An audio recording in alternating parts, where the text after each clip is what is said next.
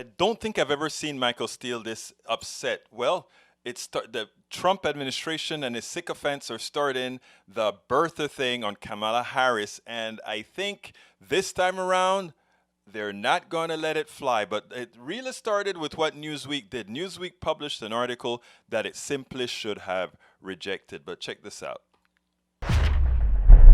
Michael, let's be clear. A couple people get assist on that goal the president tried to shoot into the net just now. The reporter who teed up the question as she did, the lawyer guy who wrote the op-ed column for what remains of Newsweek to get it out in the bloodstream and then cause a debate about a non-question, a question that's been established, as Mara said, and answered. Does this mean to you that they've got no other game? We should all be disgusted by the unmitigated racist, ignorant stupidity to sit there and pretend, oh, I just heard this. Oh, yeah, this is a great lawyer. Yeah, he's a good lawyer. This is the kind of stuff that this campaign, this country, this time cannot tolerate. America, I've talked to you about being punked. If you're going to get punked on this, then you deserve what you get. And it says a hell of a more about you than it does Donald Trump. So just to stop this right now, let's not give it one more moment of credence, air, or viability. Leave it alone. Not another story should be written about it. Kill it where it is.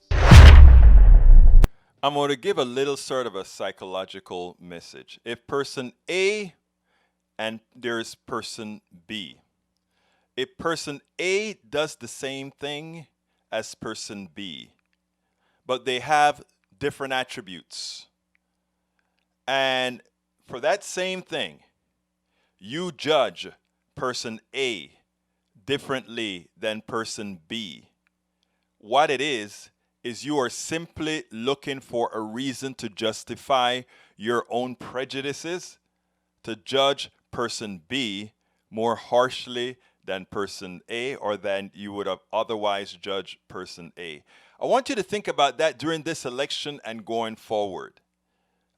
When the former chairman talks about being punked, when Michael Steele speaks about America being punked, yes, America was punked, but America was willfully punked. In other words, they were just looking for a reason to charge. I'm going to tell you a little story about Barack Obama. I remember when Barack was running, I simply said, at that time I was a Hillary Clinton supporter, not a Barack Obama supporter then. I never thought Barack Obama had a chance. But I started going to all these House meetings, and I saw all these people of every race, every class, they were adoring Obama. They were reading his book, and their children were bringing his stuff in, and children's faces were painted and everything. And I said to myself, my God, this is dangerous, because he won't live up to that expectation. And I don't mean that he won't do a good job.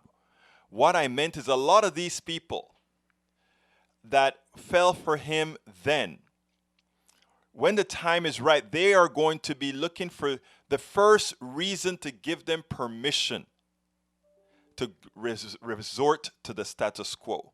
And that is exactly what happened with Obama. A lot of these people that loved him, a lot of these people that did, they just needed that trigger. And there are people who work on folks' psychology to do that. And it same happens with Kamala Harris. A lot of people see how competent she is. Look, I am not a Kamala Harris fan, but she is a competent woman, and she would make a good president, a good regular American president.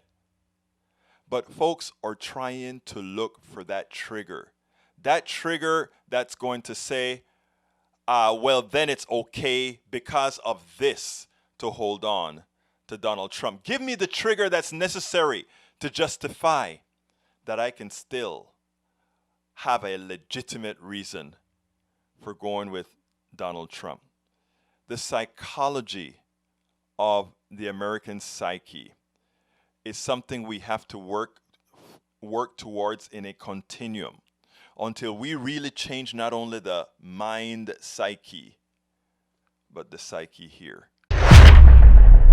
I'm Egberto Willies, host of Politics Done Right, an independent news program. I post several news videos of interest every day. I ask you so kindly to subscribe to my channel, and please leave me some comments.